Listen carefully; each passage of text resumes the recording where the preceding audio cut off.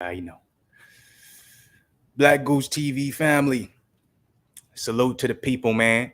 Happy Thursday. Technically, we're on our way to Friday, so I know y'all as hyped as I am because the weekend's here, man. You already know the weekend's everything, man.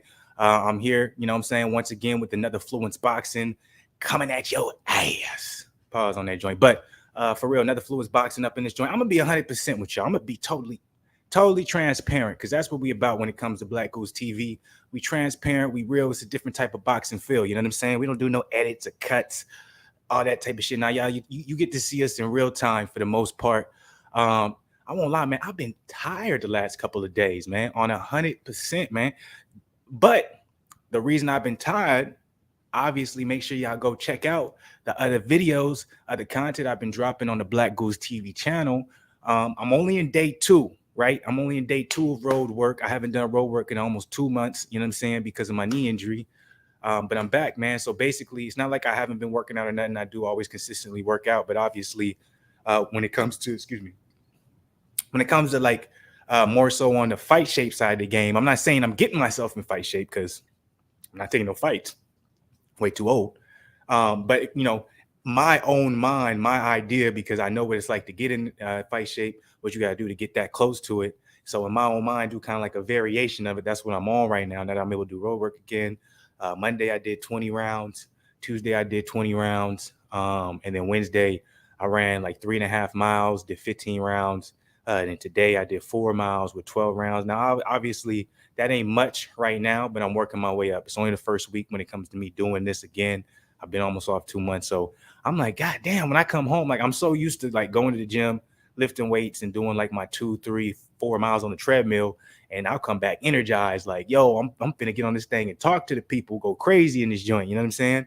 But now that I switched it up and I'm doing this, you know, road work and where I'm running, it's like it got a lot of hills. Once again, go check out the content I have been dropping because I show y'all like the pathway and what it is.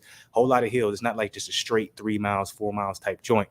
So I'm like, I'll be done with that. Then I do, you know, the shadow boxing with the ankle weights and and the small weights when I'm doing it. It's like God damn. All right, yeah, I am out of shape. You know what I'm saying when it comes to this sense. So I'm trying to adjust to that. I'm trying to get back in it. So excuse me on that feedback. I had to make sure everything sounded good. But, you know, I'm trying to adjust to that. I'm trying to get, you know, back used to that again because I want to get myself right. So it's day 2. I'm going to be posting those shorts every goddamn day. My rest day is going to be an active rest day. So y'all just make sure y'all look out for those. And if y'all felt like y'all needed some motivation or, you know, you felt like you need to pick it up a little bit, hopefully y'all watch those shorts and you get that motivation and y'all rock with me because I don't know how long I'll be doing this at this intensity. But I know it's going to be longer than a month because it's going to take me longer than a month to get back into that shape. So y'all rock with me when it comes to, I might name it fight shape, whatever it may be. But as of now, that was day 2. I'm going to be back day 3. I'm getting used to it. Like I said, I'm a little more tired than usual. But we're here, you know, nonetheless, regardless, we're here. So salute to the Black Goose family. Anyone rocking with me, anyone rocking with the channel. Like we said, 2022 finna be the biggest motherfucking year of this channel. So y'all support. Y'all come up in this thing. If you rewatch it, hit the subscribe button if you're not part of the family. Hit the like button if you ain't did that. And of course, notification gang and comment. So before we get crazy into this, I want to just, you know, reiterate and say once again, man, go check out the other content, man. I'm switching it up a little bit. Fluenceboxing, like I said, my goal for Fluenceboxing is to do it at least 5 days out the week. Okay, 4 to 5 days out the week. I don't know what days those are going to fall on, but that's my goal. Keep it around 30 minutes. But in between those, y'all make sure y'all check out all the other content, all boxing related. You feel me? We got Fluence Lounge tomorrow. So that's going to be an epic Fluence Lounge because the Kobe Masvidal card is crazy. We got Chocolatito versus Martinez happening tomorrow. And then we got another fight happening tomorrow. It's slipping off the top of my head, but that's not really the point of this podcast. But just make sure y'all join me for Fluence Lounge because we finna be lit. It's going to be fire. It's going to be a long stream. We're just going to be having fun. So make sure y'all there for that. But like, once again, just look out for all the other content. We got crazy stuff, new stuff coming for y'all that y'all going to be able to peep out and really respect. So let's get into the boxing side of the game. All right, Fluenceboxing, we here for, as I always say, if you do end up just happening to pop up in here at this point, or maybe, you know, You come in here, you're doing a rewatch value, you might skip ahead and you just might happen to land on this mark. I tell people this is where you want to start. If you don't want to hear all the bullshit in the beginning, you want to get in here around 5 to 7 minutes. That's usually when I start talking about that good boxing. So I'm gonna keep that consistent. So if y'all don't want to hear all the bullshit in the beginning, fast forward usually to about the 5.5 minute mark, the 7 minute mark. I'm probably getting into the topic. So let's talk about it. So today I'm gonna be 100 with you. I'm the type of guy I don't like to force things, right? Not much happening in the boxing world today. You know, there is some things here and there I can nitpick on here and there. If you guys watch some of the videos I dropped, there's some good topics when it comes to that. Tyson Fury talking about he wants to retire after Dillian White.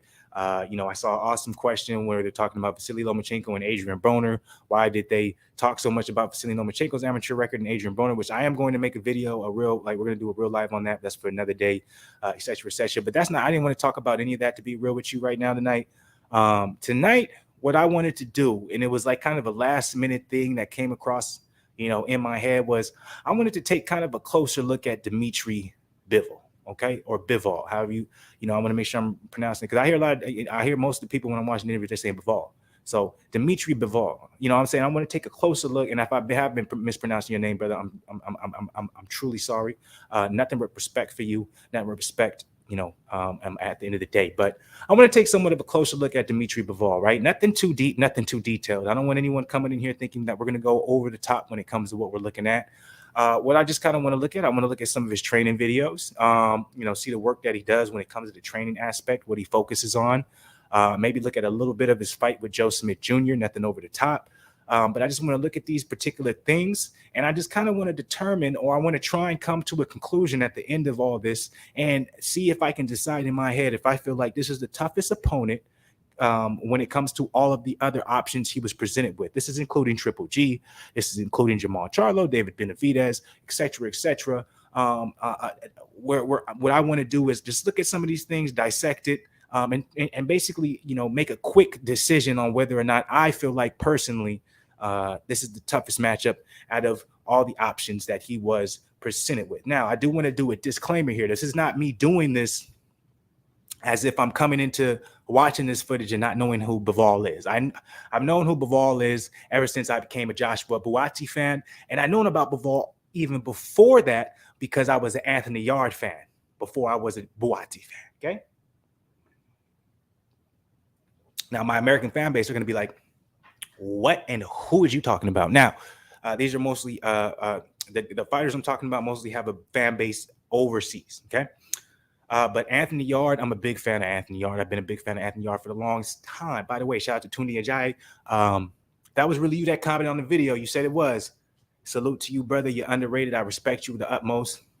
Hopefully there was nothing that was said on this channel that you took offense to, because it's nothing but respect. We have major respect for you, Tunde Ajayi. And if that was really you, hopefully you'll be able to respond to that comment, and maybe, you know, you would, you know, you're open to, you know, having, you know, letting Black Goose TV, this small little boxing channel, have our first ever interview with a GOAT like yourself. So if you do end up, you know, happen to see this or pop in and watch this, Tunde Ajayi, I would love to do a one-on-one interview with you.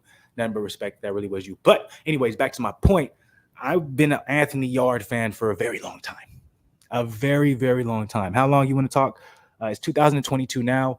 So I want to say for about 5 years now, I've been an Anthony Yarde fan. You know, probably when he first became pro, or he was a little, you know, I won't say first became pro, but very early on in his pro career, I was an Anthony Yarde fan. So with that being said, I had to become aware of the light heavyweight scene in the UK, not necessarily in the UK, but overseas, right? I hate, you know, packaging overseas in just the UK, but it's because UK boxers have the most well-known boxers when it comes to American standards. When we think of boxers overseas, we usually associate them with the UK, but we have Australian fighters, New Zealand fighters like Joseph Parker's of the world.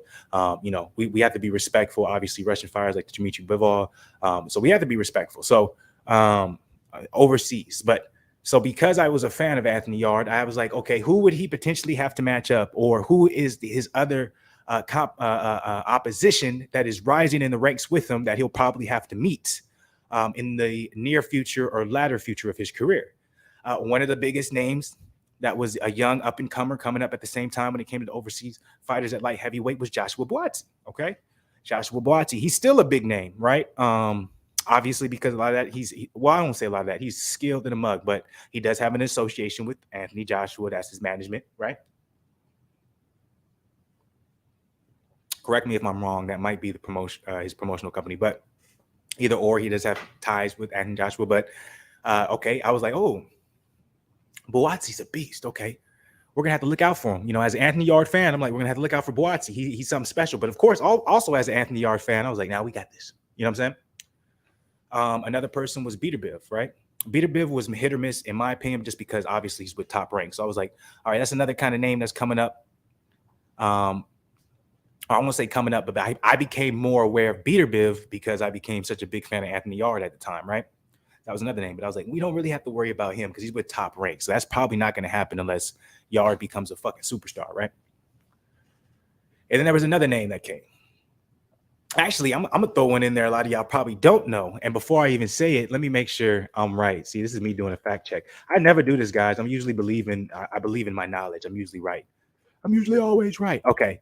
Yeah. So I'm right. Light heavyweight. Yeah. And I think he moved down to super middleweight. But this was another guy during the time I thought Anthony Yard would have to run into later in the future when we came to the overseas side of the game.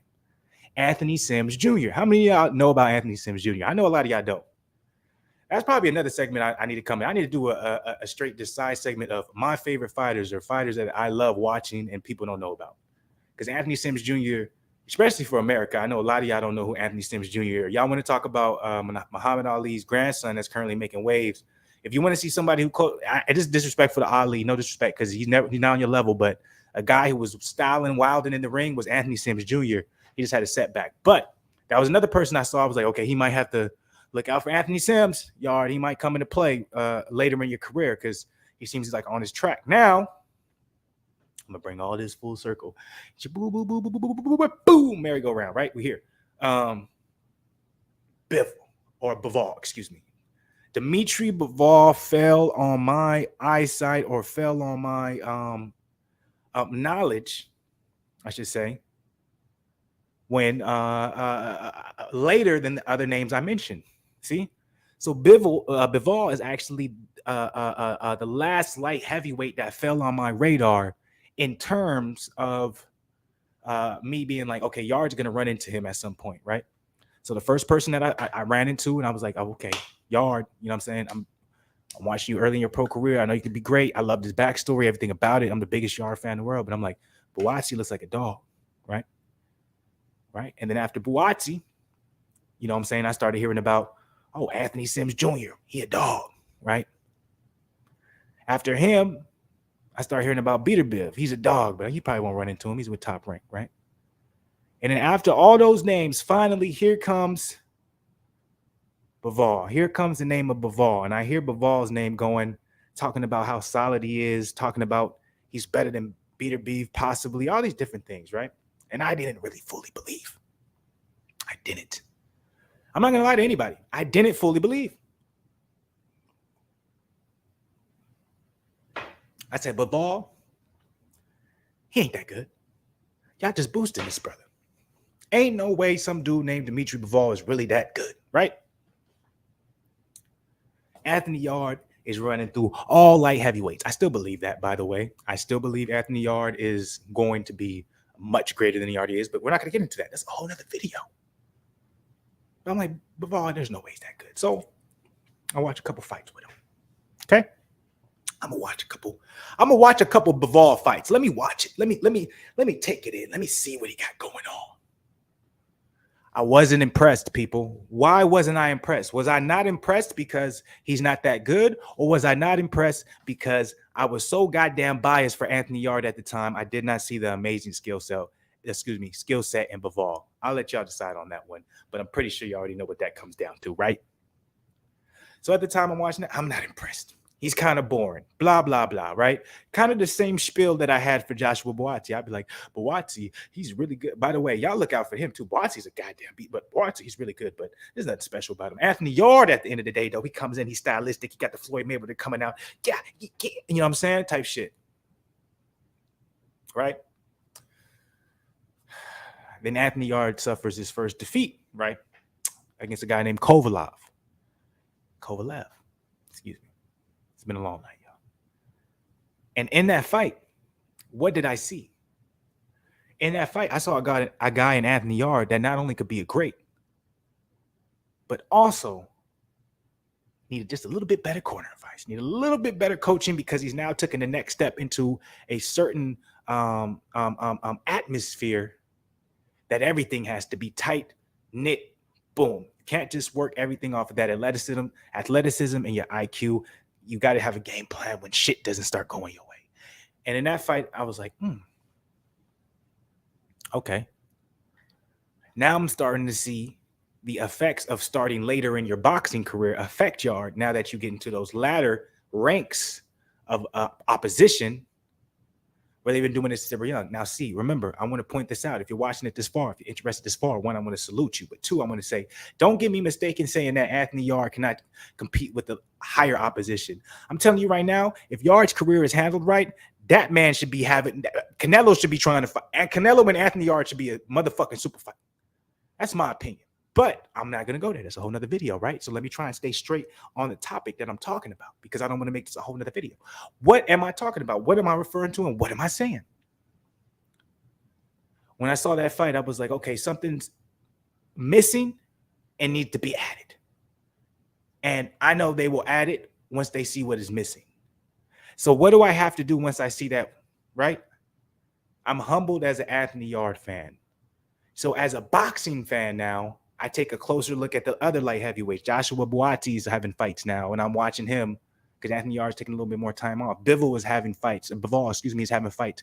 I'm watching him a little bit more. And between those two that I'm watching more, as well as Beater Biv, I'm very impressed by all of them. But Bivol is one of the few that when I was watching, and I was like, there's something different about this kid. I see what they're talking about. I started really respecting the simplistic nature of his style, the simplistic nature of how he delivers his combinations and decides to win his fights. If you a hater, like I was in the beginning, if you were a super fan of someone you know was going to be his opposition, like I was in the beginning of Anthony Yarde, when you watch something like that, the first thing that's going to come out of your mouth is it's boring. There ain't nothing special about him. There was a guy that he was in the ring with. He should have got out and he didn't get out. That's the first thing. But once you take all that out, I'm gonna crawl through the debris. I'm gonna clean my window off of all this rain. Once you can see clearly and you don't have any type of bias, any type of other shit in your head when you're trying to understand what you're watching or seeing, especially if you're a boxing fan, you understand the beauty and the art when it comes to Dmitry Bivol. I'm telling you.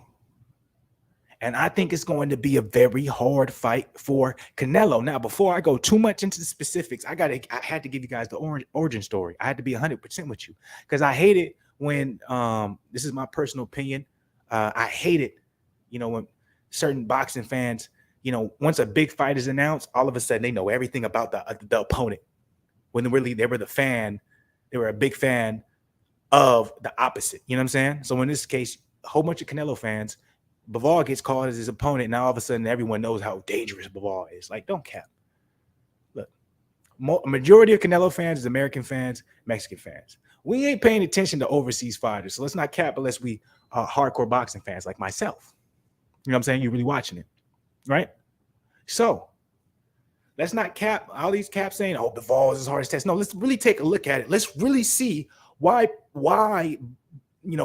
Bivol, is considered or looked at as one of his hardest fights, or maybe he's not. Maybe he actually isn't, right? So I'm gonna throw this up here on the screen. Obviously, the first footage I'm showing right here, it's not boxing footage, but let's take a look at his training a little bit. Let's take a look at the work ethic he puts behind the outside of the ring aspect. Let's be a judge for ourselves. Let's go. Go ahead, turn that off. I don't want to get copywritten for the music. So some basic footwork drills right there. Obviously working the core, that's core related. Everything core based. I also saw another video that I was watching, and he was doing a lot of outside work. A lot of times we would see boxers, medicine ball slams against the ground, medicine ball slams against a wall. He was doing medicine ball slams with a rock. big ass boulder.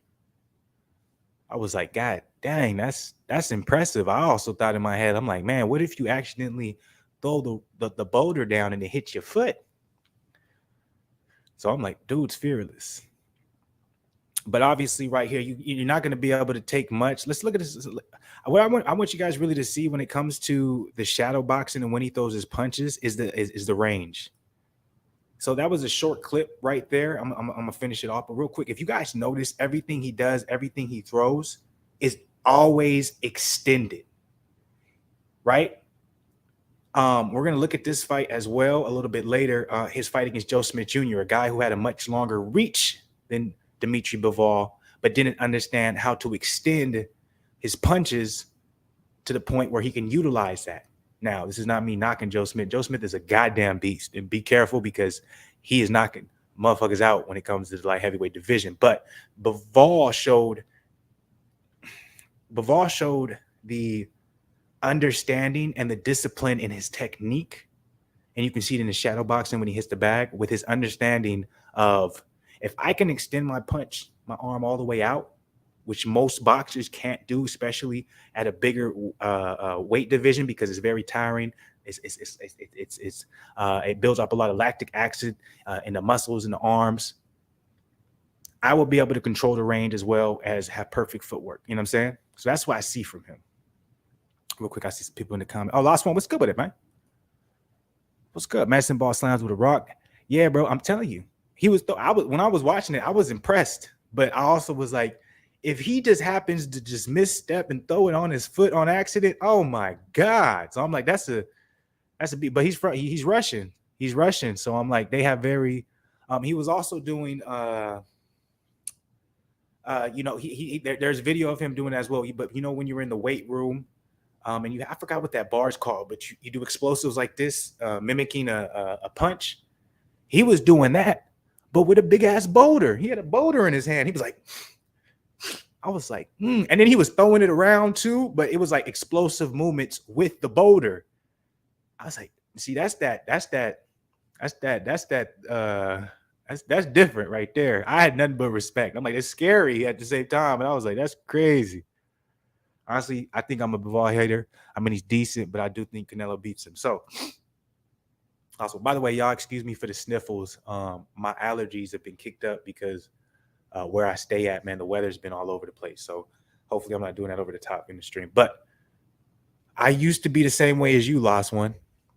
I used to be a Bivol hater. I'm not going to lie to you. When I was just so focused on, I'm not going to go back into it, but just Anthony Yarde, because I'm a really, really big Anthony Yarde fan. And I was like, at some point, at times there was speculation that either Anthony Yarde would fight Buatsi or Bivol before he took that L to Kovalov, and then also he had to set back against Arthur, which was a robbery. He won both of those fights. But anyways, I was the same way. But then I started really watching his fights. He may not be, if you're talking about the eye test, he may not be the most pleasing. But if you sit back and you really watch, this dude is so technically sound, it's scary. A lot of people want to talk about, like, I watched David Benavidez's interview when he was talking about that he sparred Bivol, and he said he felt like Bivol was an easier fight for him than Triple G. The reason he said that was because Bivol is very straightforward. The dude doesn't mix up his combination. He's a 1-2, 1-2, and his body is open. He doesn't change. But what I think Benavidez is missing, and this is stupid for me to say, I'm like, Benavidez would beat my ass. He's been doing it for years. But what I think from me watching is Bivol was working on things in the ring. I don't think he's looking to try and beat Benavidez.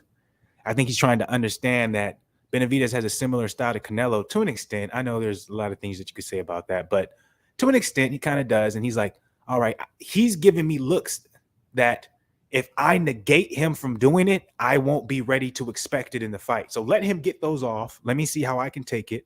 And then I respond with this, the simplicity, but the accuracy of what I always do. I think to beat Canelo, you really need some dog in you. Let me ask you this, Last One. Because before I even agree or disagree with that, would you say Floyd Mayweather has, necessarily dog in you? Floyd Mayweather, he didn't engage in him at all.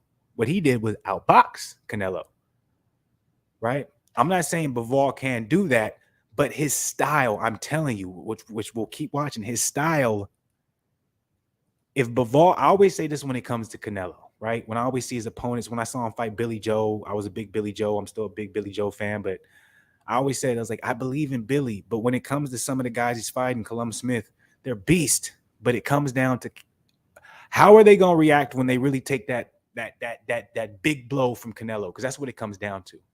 That's what made Triple G stay in the game when they was fighting. When Canelo hit him with that big blow, Triple G didn't get shook, not once.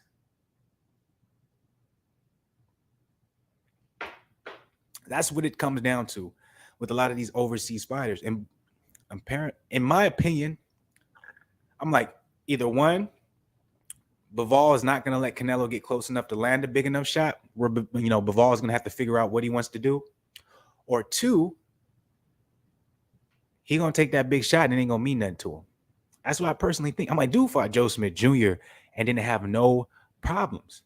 Now, that's also, he didn't get hit with a lot of shots either, a lot of big shots, which I'll go to that too. We'll throw that on. But you see that? You see the way he's doing his mitts and his style? Everything is based off of range, right? You want to say, oh, Canelo's fought a guy who everything was based off of range already in Kovalev. No, Kovalev, that was the first time Kovalev ever fought where he was like, I ain't finna try and knock this dude out. Let me just stay on the outside. Look at the way Bivol works the heavy bag. At no point is he in too close of range where he can get return. Always stays on the outside. He's always on the outside, and that's what I noticed when I watched him training, when I watch his fights. It's a beautiful thing.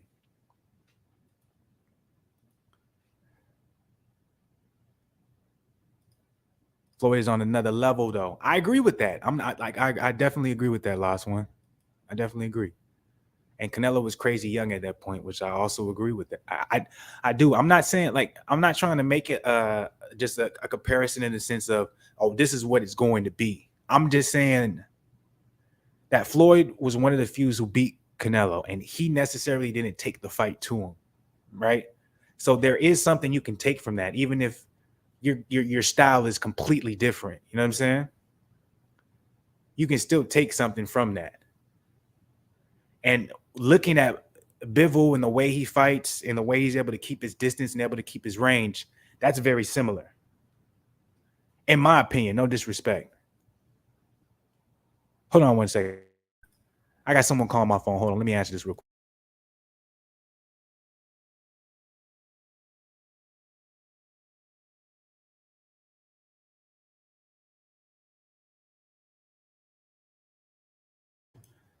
But that's what I'm referring to. Hold on a second. I got someone at my door. I'm opening that joint up. I'm going to be right back. Give me like 2 minutes.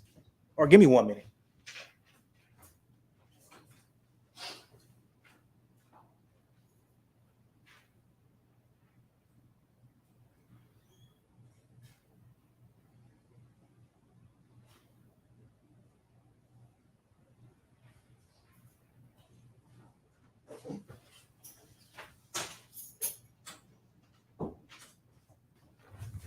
Oh.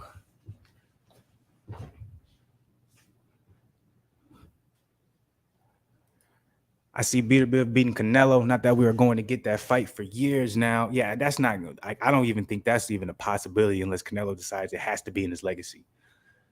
No, of course, Bivol has a shot with a style, but I just see Canelo being able to cut him off. So let me say this real quick. Okay. That's what I want to touch on. My bad for being away. Y'all know I don't really like to do that for the lives, but like I said, this is a different channel, baby. Y'all see all these out. But that's what I want to specifically touch on. That's what I wanted to talk about is the cutoff style approach of Canelo, the walk down style, the pressure, the Mexican style, right? Because that's why we're taking a deeper look into Bivol, right? Let's see if Bivol might possibility have a style that will be able to negate Canelo's cutoff style. And that's why I brought up Floyd.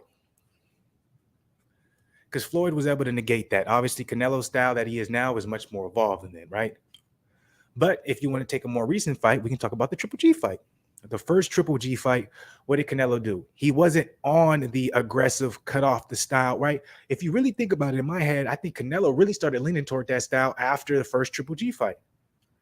After the first Triple G fight, Canelo kind of went away from at times, I'm going to kind of be on my back foot. I'm going to play the Floyd game. I'm going to jab. I'm going to shoot. And I'm going to move, all that type of stuff. Because he possibly, he got that draw against Triple G. And possibly a lot of people feel like he lost. Right? After that fight, all right, I'm going to change the game. what am I going to do? I'm gonna come forward all the time. And he got W against Triple G, and then you seen every fight from there on out was a variation, but mostly a focus on that particular style where I'm coming forward. You know what I'm saying? I'm being defensively sound, but at the same time, I'm making sure that you're always on your back foot. I'm cutting off whatever possibility you have. Now, obviously, styles make matchups, so that is something that you have to take into mind, right? But with that being said, will that same style work on someone like Bivol, depending on how much we know about how stylistically Bivol comes into the game and how he usually fights, right? And that's something, we're going to look at. Bivol is a straight puncher to the core, right? Some people might even say, Canelo's he's already fought a straight puncher and a bigger guy in Callum Smith. I'm not saying Callum's bigger than Bivol, but what I'm saying is, if you watch Callum Smith's fights, he's a straight puncher. He works off his jab. Works off his two, and he works keeping his range. But there's a very big difference between Callum Smith and Bivol, and that is technique. Bivol's technique, I'm telling you right now, is impeccable. Bivol's technique is ridiculous. Mini Mill, salute to you first and foremost. Appreciate you being up in here. What if Canelo loses this fight? No Triple G fight. No, I think the Triple G fight still happens because you have to remember this. This fight is at light heavyweight, and it's for Bivol's belt. So the only thing that's going to keep the Triple G fight from happening is two things. Canelo's ego. So say he loses to Bivol, he wants a rematch. He's like, I got to get a rematch, right? Or Triple G loses to Murata. That'll be the only way we don't get the trilogy. But at the end of the day, I think if Canelo loses to Bivol, and kind of if you know Bivol's style, I'm gonna pull up something else on him. If you know Bivol's style, let's say he doesn't finish him, it just goes 12 rounds. He wins by majority decision or split decision. I don't see Canelo's ego getting away. He says, I've seen him saying, "Hey, I took a chance.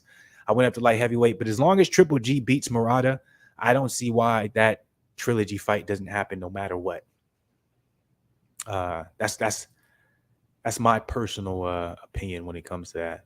Personally, I don't think Triple G would turn down that fight no matter what. He's not. The only way that doesn't happen, like I said, is if he loses to Murata. If he loses to Murata, then I don't really see why they would make that. Well, let me say this. Even if he loses to Murata, they still technically could make that fight, because at the end of the day, he's fighting at, like, think about this, right? Because it's very interesting how this deal went ahead. Triple G is the second fight for that 2-fight deal, right? Or 3-fight deal, supposedly, allegedly. So when you look at, it, it's like, okay, if Canelo loses to Bivol, there's no way that he's actually going to be able to get the fight with Triple G. But technically, Canelo's going up in weight, which has no merit at 168. So he can lose and still fight Triple G. People are saying, oh, Triple G's fighting Murata. If Triple G's loses to Murata, he can't have the trilogy with Canelo. But technically, guys, if Triple G loses to Murata, he can still fight Canelo, because that's at 160. I'm almost positive that the fight for Triple G and Canelo is going to be at 168. So you heard it here first, goddammit. Breaking news. Even if Canelo loses his first fight, and even if Triple G loses his first fight, there's still merit to make the actual Triple G and Canelo trilogy, because both of their fights aren't going to be intertwined with the weight class that they'll actually fight at for that trilogy, I believe. So it's crazy. Does Triple G really think he can beat Canelo, or is this just a cash out for Triple G? I think he really thinks he can beat Canelo. Shit, I don't know if you've seen one of the videos I posted, but David Benavidez, he didn't necessarily say he thinks he can beat him, but he gives Triple G a better chance at beating Canelo than Bivol.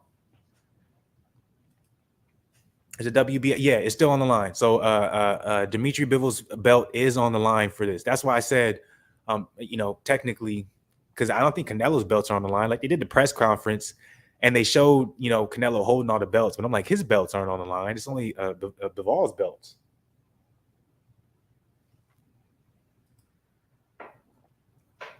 I feel like Triple G is trying to clean up those trilogy fights. That being said, it's probably the biggest payday Triple G can and ever get at this rate. You're correct with that last one, but I think a lot of people do forget how long ago was it? Was it 2 or 3 years ago? Remember when Canelo initially broke away from Golden Boy promotion, and he signed, the biggest sports deal in history at 385 mil, but he later ended up suing them because he didn't get paid his money supposedly, but really it was, as we learn now, it was really just a way for him to get out of that contract so he can be his own man, and a self-made man. If you guys don't remember, during that same time, DAZN also signed Triple G, and what was not reported was it was similar. It wasn't as similar to Canelo's, but it was still a co-promotional deal where with every fight, Triple G had to have his promotion involved. And it was a big deal. I think it was like 4 fights for 100 mil. So please don't get it mistaken where, people are saying Triple G is old and washed and he just wants a big money fight. He got paid 3 years ago by DAZN to be with them and where he's at right now. He made bank. He's good for the rest of his life. He got at least 100 million. You know what I'm saying? So even though, yes, him fighting Canelo now would be the biggest payday, it would be bigger than that. Well, it's not going to be a bigger payday than that deal in totality if he got paid all that money, which I don't think he got paid all the money. I'm pretty sure a lot of that money was based off of, him fighting Canelo, which is why he wanted to fucking fight so bad. So that does kind of play in the lost one's narrative and kind of negates everything I said. But either way, on paper, Triple G is good. He got paid a big bag from DAZN.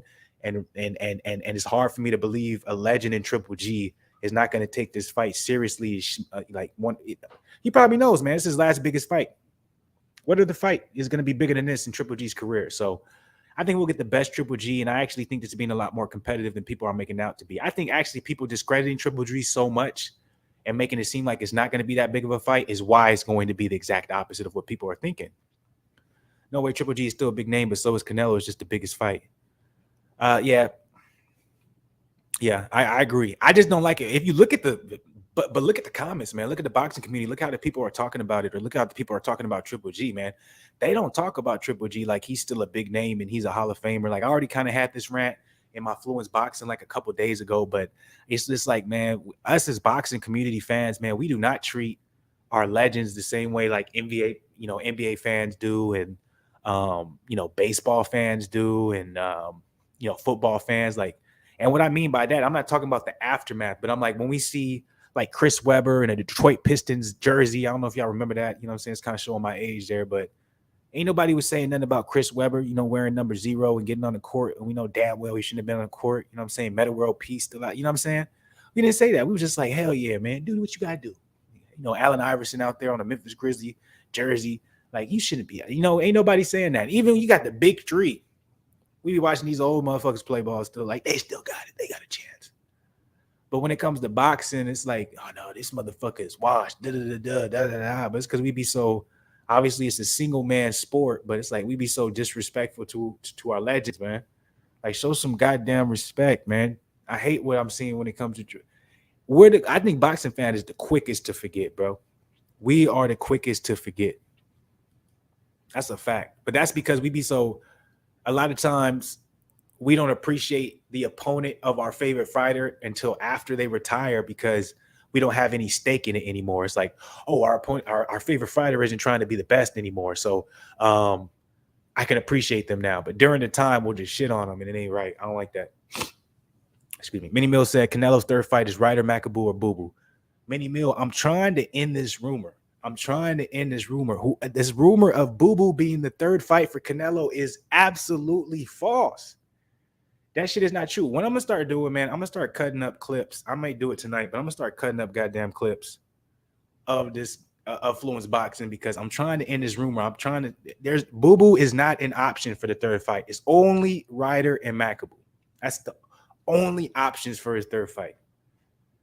And it's like I understand why people keeps putting that out there. And I understand people want to see it, but that's not true. And I'm gonna say this for the 100,000th time. Boo Boo has to beat Parker just to have an opportunity to fight one more time to then become Canelo's mandatory. So even though the fight versus Zach Parker is for the WBA WBA intern belt for 168, even if Boo Boo beats Parker and he gets that belt, right?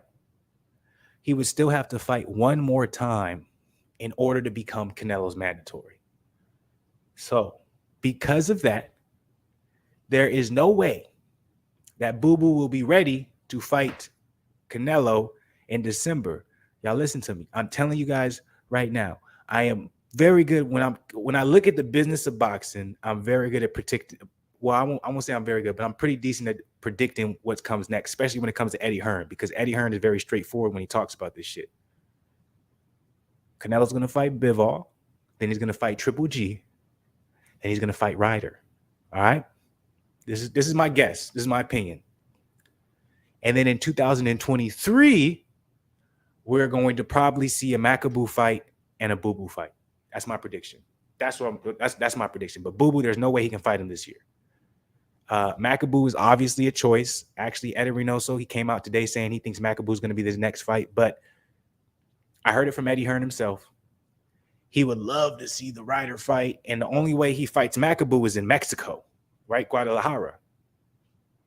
With all the shit that's going on right now, that's a tough fight to make for the zone. I'm telling you, it's going to be Ryder versus Canelo. It's only going to make sense because Ryder is going to be his mandatory.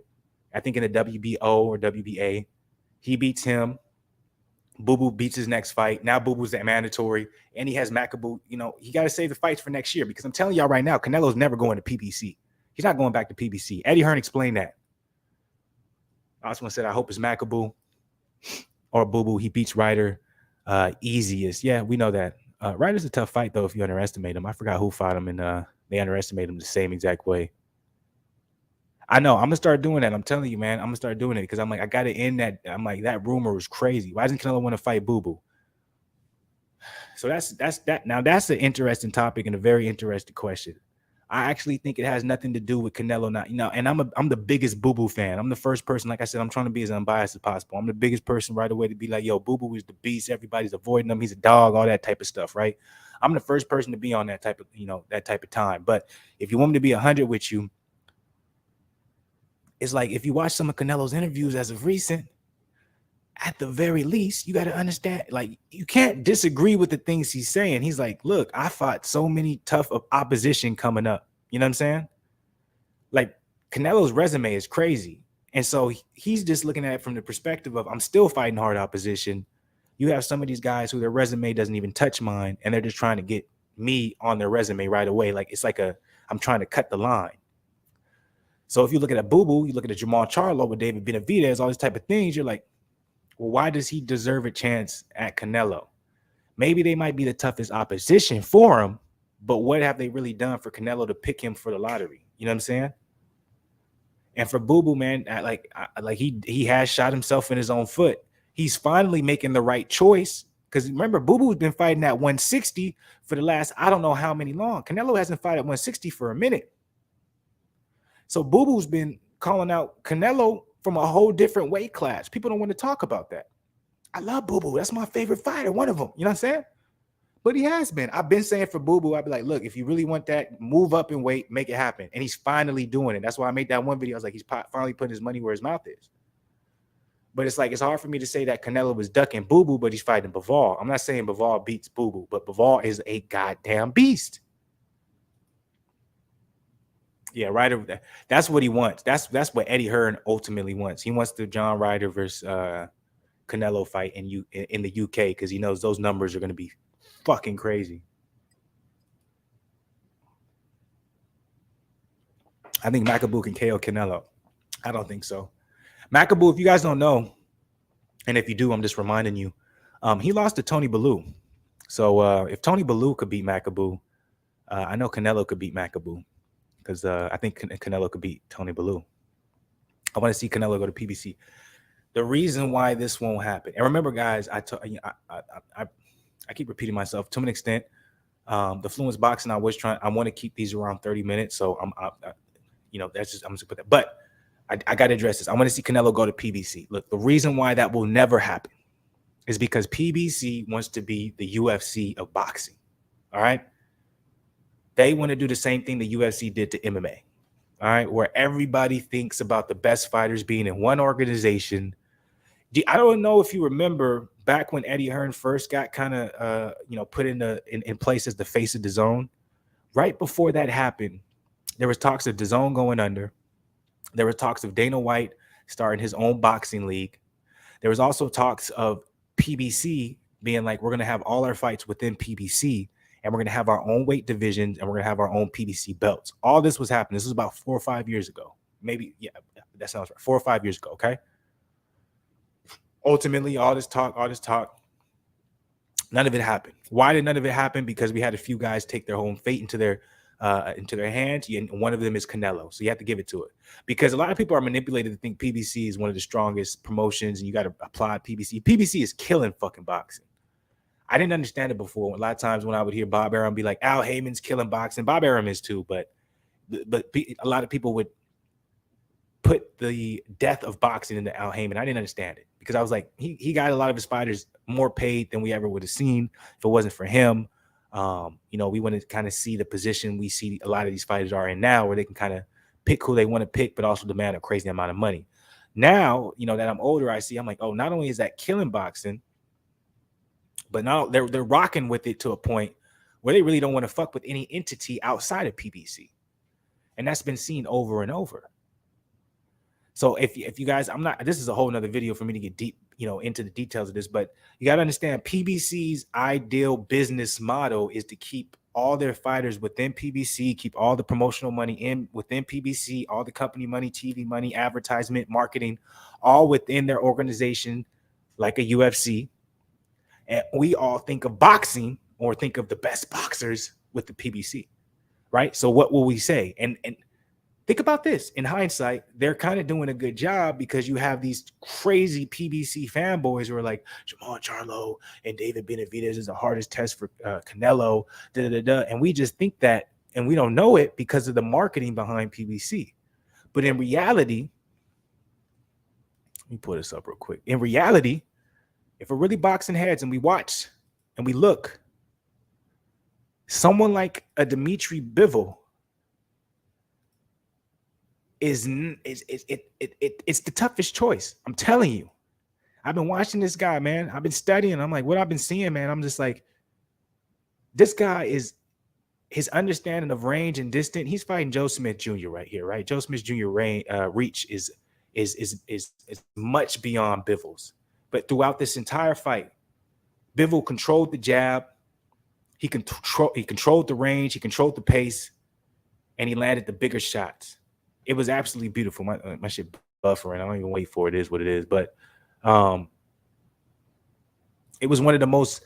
It was just one of the most beautiful things in the world to me. So we have to understand, man, when it comes to the PBC side of the game, the reason why we won't ever see Canelo go to PBC or give PBC that love that maybe we want to see is because PBC demands something from Canelo. Actually, Eddie Hearn talked about it in an interview recently. I might go over that when I get off. I might go ahead and just do a quick video and upload that so y'all can see what I'm talking about. But Eddie Hearn, basically, he was like, I've never seen anybody do what Canelo did before. PBC literally said to Canelo, if you lose, we have your rights. When you fight under PBC, you have to fight under the PBC network. You can't do nothing with DAZN or nothing like that. You have to be under us. So if you lose, there are all these stipulations where if Canelo happens to lose or something doesn't go in his favor, he's basically an entity of PBC now. And Canelo's worked his whole life not to be an entity of a promotional company, to be his own entity, right? And Eddie Hearn was basically praising him, saying, I've never seen anybody take that chance. Obviously, Floyd's done it, but Floyd did it in a different way. Floyd didn't necessarily fight to win his freedom, quote unquote. I know that sounds stupid, but it's just you just gotta understand that PBC shoots themselves in the foot a lot of times with these big fights, especially when it's outside of the promotional company, because they don't want to acknowledge the fact that other promotional companies also have just as good, if not better, fighters than them. Long story short, why do people and promoters hate Eddie Hearn so much? That could be a whole nother video, Mini Mill, like on 100. It's obvious. Eddie Hearn is doing things that he's not supposed to be doing. He's changing the game when it comes to boxing, right? One thing if Eddie Hearn was like a video game character and you showed his strength and his weaknesses, his strengths would be embracing already built up fighters and making them bigger, but also letting them feel like they're in control. another strength would be for him. He's willing to take fighters that he built up that possibly could have long-term residuals when it comes to income for his promotional company, and putting them up against these guys that I'm talking about, where he, takes from another, well, not takes, but, offers them a little bit more money to come over to their side. And they may already have a presence in America or whatever it may be. And he'll be willing to match them up and take a chance, i.e., for example, Billy Joe Saunders, Callum Smith's, like, here, go ahead. Like, I know these guys, are undefeated, and we can make some probably big money from them and keep them undefeated. But me putting them in the ring with you and building your resume up, it may not make me the most money now. But fast forward, when Canelo has two options between PBC and the Zone right now, guess who he picks? So that's why a lot of promoters hate Eddie Hearn, because Eddie Hearn is willing to kind of like bend the knee to an extent, not in a derogative term, but in a way to be like, if you have the clout behind you, if you have the skill behind you, I'm gonna let you control your future.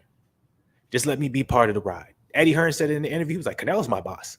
I'm not the boss of him. He's my boss. Eddie Hearn is the few promoters to do that. No other promoters doing that and showing their face as much as him. They're just not doing it. So they hate him for it. And he's the youngest out of all of them, I believe. So he's bringing a new game, man. And we see you got to do nothing but respect. You know what I'm saying?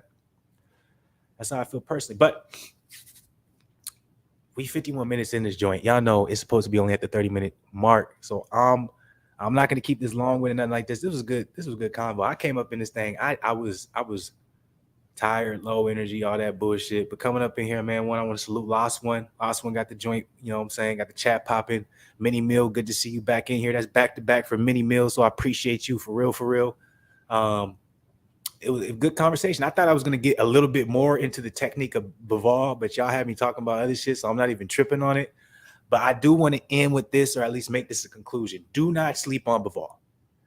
If you have not, like, extensively, I won't say extensively, but if you have not really watched him with an unbiased eye, it's very easy to discredit how good he is, because he's very simplistic.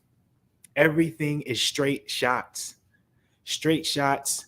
His defense, he has great fundamental defense, but his defense is based off of his range, which has to do with those straight shots and his footwork. And I think that is a tailor-made recipe to make it very hard for Canelo. Why do I think that? Because the only other two who implemented something like that, I actually could put three. The only other three that implemented something like that, obviously the first one was Floyd. The second was Erislandy Lara. And the third was Triple G. Those were the only three fighters that he has fought that their strategic game plan or their strategic fighting style, how they naturally fight, is based around the range, the jab, balance, defensive, right? And then we're talking about a bigger guy in Bivol who also can hit hard. So that's, I'm like, don't sleep on this fight. Like, I truly believe Bivol is going to give this man some troubles. I truly do. Well, PBC, Canelo, if he lost, would have been tighter with people. Canelo was smart on his side. He put a rematch clause in it. But yes, if he would have lost and then he would have had a rematch, say he loses again, he would have been tied up with PBC. He would have had some long-term promotional, what should I say, duties or tasks that he would have to dealt with being in there. So PBC is a whole different entity, even than top ranked, Golden Boy Promotions, the Zone, like PBC, they want to be the face of boxing promotionally wise. So I'm gonna get up out of here, man. I want to salute to the people, man. It's Thursday night, so I know y'all excited. I'm happy, man. It's the weekend, man. You know what I'm saying? I had a good time up in here. I appreciate everyone. Appreciate you, Mini Meal. Appreciate you, Lost One. Hopefully y'all enjoy y'all night. If y'all come up here, do a rewatch, whatever it may be, man, hit the like button, subscribe to the channel if you're not part of the Black Goose family. Hit the notification game, comment on this joint, comment. Also check out the other content I got up on this joint, man. Just respect it, show love. You know what I'm saying? We're trying to be the biggest boxing channel.